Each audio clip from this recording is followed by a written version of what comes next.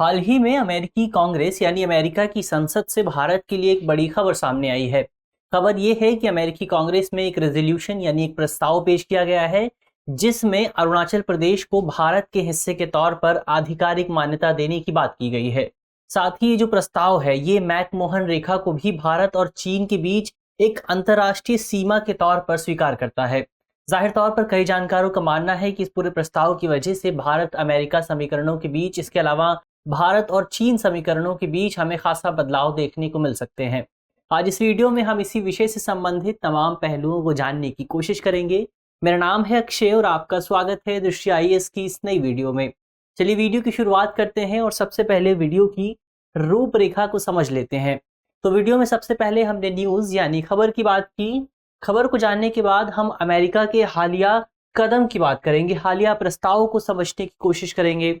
इसके अलावा मैकमोहन रेखा क्या है उसके विषय में कुछ बातें जानेंगे। मैकमोहन रेखा भारत और चीन के बीच विवाद का विषय किस तरह से बना हुआ है उसको भी समझेंगे। इसके अलावा अमेरिका के हालिया प्रस्ताव का प्रभाव क्या हो सकता है, इसका इम्पैक्ट क्या हो सकता है, उसके प्रभाव को भी जानने की कोशिश करेंगे, उसके निहितार्थ को जानने की कोशिश करेंगे और अंत में एक प्रश्न पर भी बात करेंगे। ये जो प्रश्न होगा वो मेंस का होगा।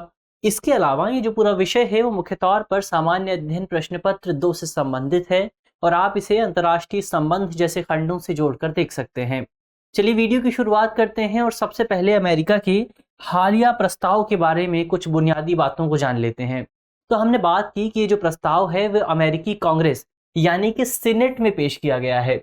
इसके अलावा इस पूरे प्रस्ताव, इस पूरे रेजोल्यूशन की सबसे खास बात यह है कि ये एक द्विदलीय प्रस्ताव है यानी बाई पार्टीशन रेजोल्यूशन है। इसका मतलब क्या है? तो इसका मतलब ये है कि इस प्रस्ताव को अमेरिका की रिपब्लिकन पार्टी और डेमोक्रेटिक पार्टी द्वारा मिलकर पेश किया गया है। यानी जाहिर तौर पर इसके माध्यम से हम निष्कर्ष निकाल सकते हैं कि अमेरिका की कांग्रेस में ये प्रस्ताव अपने आप ही पास हो जाएगा क्योंकि इस प्रस्ताव को दोनों ही पार्टियों का समर्थन प्राप्त है। तो ये तो प्रस्ताव की बात हुई। इसके अलावा इस प्रस्ताव में कहा क्या गया है? तो प्रस्ताव में मुख्य तौर पर अरुणाचल प्रदेश का भारत के हिस्से के तौर पर स्वीकार किया गया है। इसके अलावा ये जो प्रस्ताव है ये मैकमोहन रेखा की वैधता को भी स्वीकार करता है और मैकमोहन रेखा को भारत और चीन के बीच अंतरराष्ट्रीय रेखा के तौर पर मान्यता प्रदान करता है। इसके अलावा ये जो प्रस्ताव है, इस प्रस्ताव में अरुणाचल प्रदेश, जिसे चीन जो है वो दक्षिणी तिब्बत के तौर पर मान्यता देता है, तो अरुणाचल प्रदेश में चीन द्वारा जो दावा किया जा रहा है उस दावे को पूरी तरह से खारिज कर दिया गया है।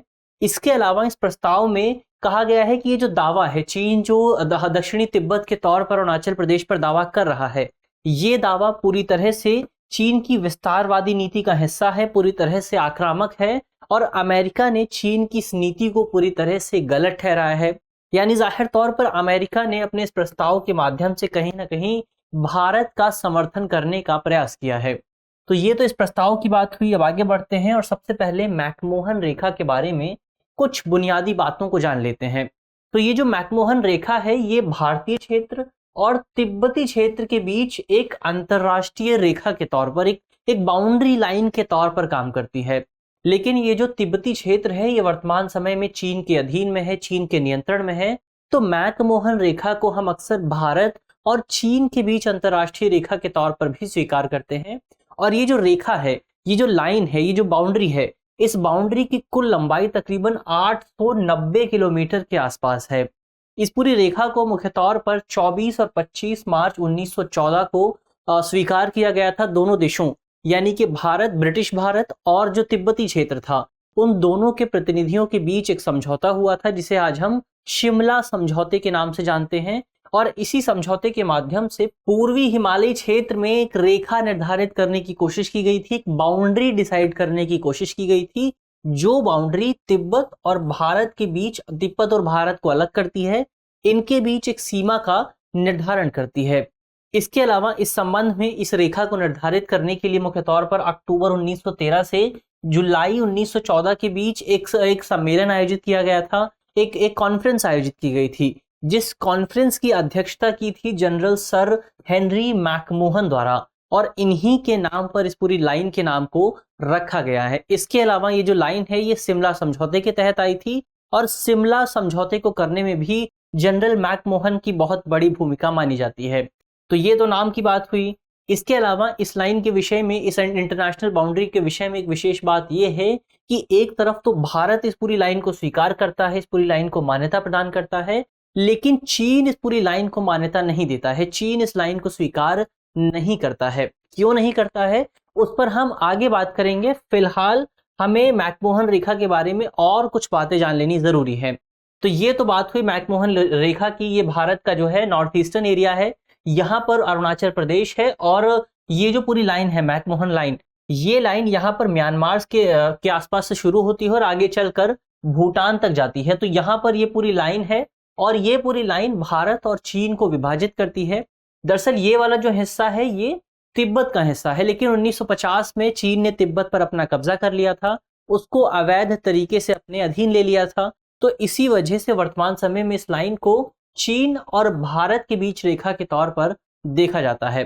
तो ये तो मैकमोहन रेखा की बात हुई।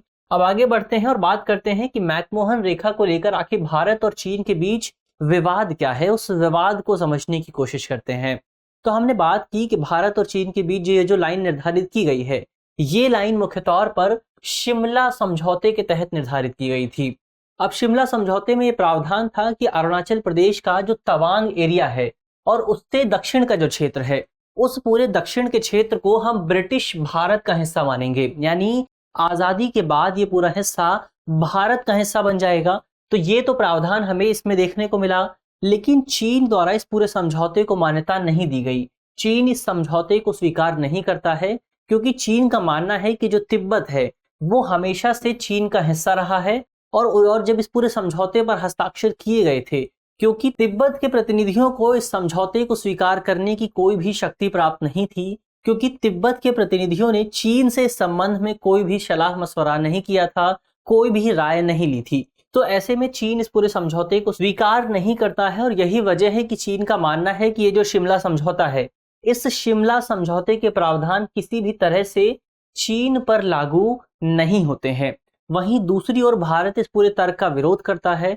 भारत का मानना है कि ये जो चीन का दावा है ये पूरी तरह से गलत है। भारत चीन के तर्कों को खारिज करता है। क्यों करता है, इसको जानने की कोशिश करें तो भारत का ये मानना है हमेशा से कि जिस समय भारत और तिब्बत के प्रतिनिधियों के बीच समझौते पर हस्ताक्षर किए गए थे, उस समय तिब्बत पूरी तरह से एक स्वतंत्र देश था, और इसी वजह से तिब्बत के प्रतिनिधियों को वो पूरा अधिकार था कि वो अपने देश के तौर पर, अपने देश के आधार पर किसी दूसरे देश के साथ इस तरह का कोई भी समझौता कर सकते थे।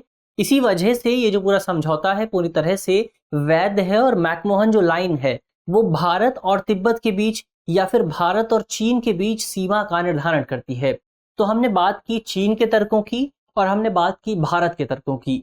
अब आगे बढ़ते हैं और यहाँ पर जानने की कोशिश करते हैं कि आखिर अमेरिका का ये जो हालिया प्रस्ताव है, इस प्रस्ताव के निहितार्थ क्या हो सकते हैं, इस प्रस्ताव के प्रभाव क्या हो सकते हैं। इसके प्रभावों को जानने की कोशिश करें तो जाहिर तौर पर इस प्रस्ताव के माध्यम से, इस पूरे रेजोल्यूशन के जरिए अमेरिका की सरकार द्वारा, अमेरिका की कांग्रेस द्वारा जो उसकी इंडो पैसिफिक नीति है, उस इंडो पैसिफिक पॉलिसी को और ज्यादा स्पष्ट कर दिया गया है, और ज्यादा क्लियर कर दिया गया है। और जाहिर तौर पर ये जो पूरा प्रस्ताव है, इस प्रस्ताव के माध्यम से ये स्पष्ट होता है कि अमेरिका चीन की विस्तारवादी नीति को काउंटर करने पर जोर दे रहा है, और इस पूरी पॉलिसी के हिस्से के तौर पर भारत एक बड़ा खिलाड़ी बनकर सामने आ सकता है, एक बड़ा प्लेयर बन के सामने आ सकता है। और यही वजह है कि इस पूरी पॉलिसी में, इस पूरी नीति में अमेरिका द्वारा भारत पर बहुत ज्यादा जोर दिया जा रहा है, खासतौर पर चीन को काउंटर करने के लिए। और इसके माध्यम से भारत और अमेरिका की रणनीतिक जो हमारे जो कूटनीतिक संबंध हैं, उन संबंधों में भी, स्ट्रेटेजिक रिलेशंस में भी बहुत ज्यादा सुधार देखने को मिल सकता है। और इस बात का जिक्र हमें इस प्रस्ताव में भी देखने को मिलता है। इस प्रस्ताव में स्पष्ट तौर पर यह कहा गया है कि दोनों देशों के बीच समर्थन और सहायता के आधार पर सहयोग को बढ़ावा देने पर जोर दिया जाएगा। यानी जाहिर तौर पर इस समझौते के माध्यम से, इस पूरे प्रस्ताव के जरिए भारत और अमेरिका के संबंधों में हमें और ज्यादा सुधार देखने को मिल सकता है। हालांकि इसके माध्यम से ये जरूर कहा जा सकता है कि इस पूरे प्रस्ताव की वजह से इंडो पैसिफिक क्षेत्र में भारत और चीन के बीच जो समीकरण बने हुए हैं, उन समीकरणों में बड़ा बदलाव जरूर देखने को मिलेगा।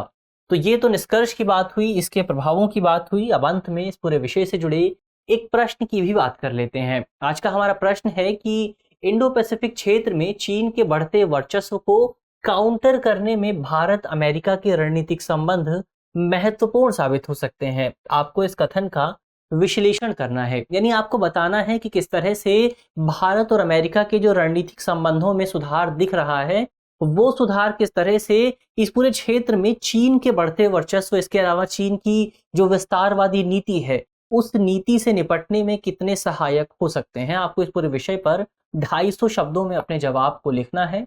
आप हालिया प्रस्ताव को संदर्भ के तौर पर भी ले सकते हैं, अपने आंसर में शामिल कर सकते हैं। इसके अलावा यदि आप इस वीडियो की पीडीएफ चाहते हैं तो आपको वो पीडीएफ हमारे टेलीग्राम चैनल पर मिल जाएगी। हमारे टेलीग्राम चैनल का लिंक आपको हमारे डिस्क्रिप्शन और कमेंट सेक्शन में मिल जाएगा।